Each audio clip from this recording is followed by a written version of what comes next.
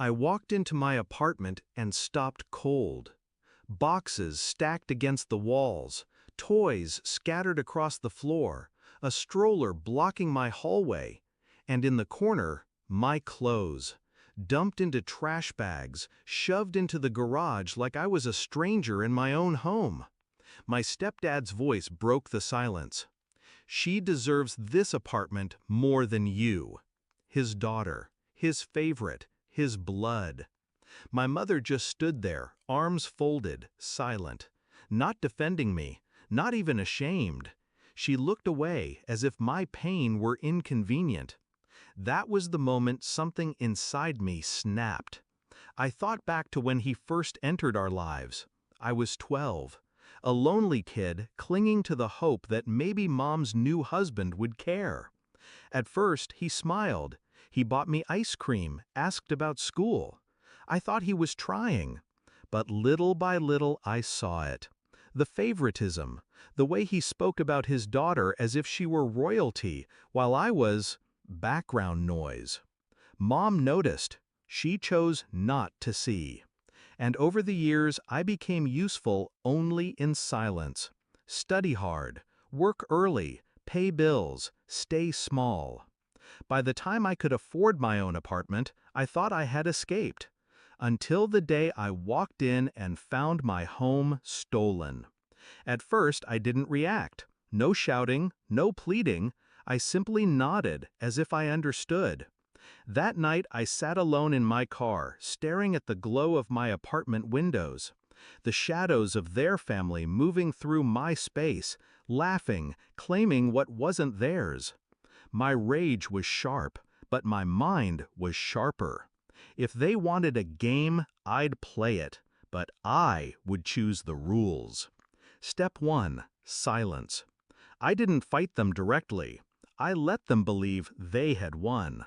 Step 2. Research. I pulled every lease agreement, every legal document. My name was on the contract, not his, not hers, mine. Step 3. Patience. I waited until they settled in, until they grew comfortable, confident, until they stopped looking over their shoulders.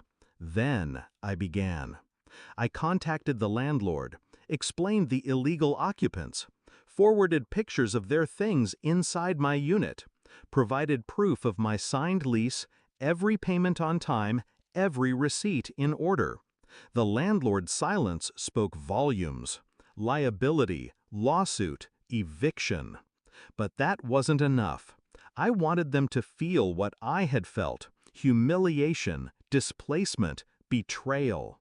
So I made sure word spread.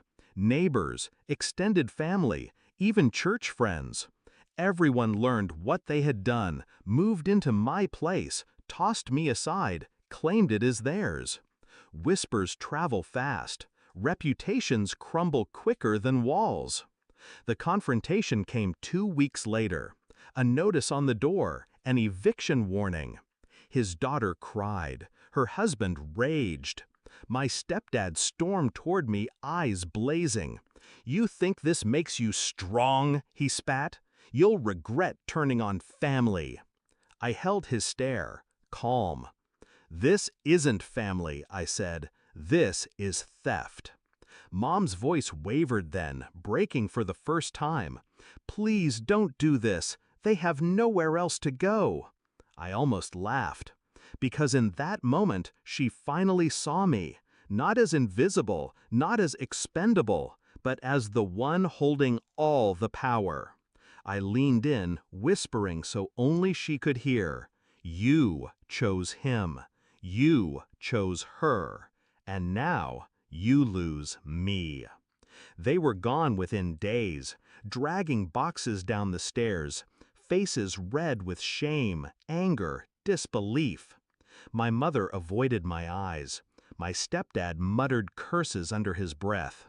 And I stood in the doorway of my reclaimed apartment, arms folded, silent, exactly as they had stood when they betrayed me. The symmetry was perfect. Now my apartment is quiet again. No toys, no strangers, no ghosts of their entitlement. Sometimes Mom calls. I don't answer. Sometimes my stepdad sends messages, half threats, half pleas. I delete them without reading, because I'm done being the background character in their play. I've written my own ending. And the best part? I didn't need to raise my voice. I didn't need to lift a hand. I just let their greed choke them. And I watched as the weight of their choices dragged them down. Revenge doesn't always come with fire. Sometimes it comes with silence, with patience, with a single, well-timed signature. They thought they could erase me from my own life. Instead, I erased them. I walk through my apartment now, every room mine again, every wall a reminder, every step an echo of freedom. And when I close the door behind me at night, I smile, because I took back more than a home. I took back myself.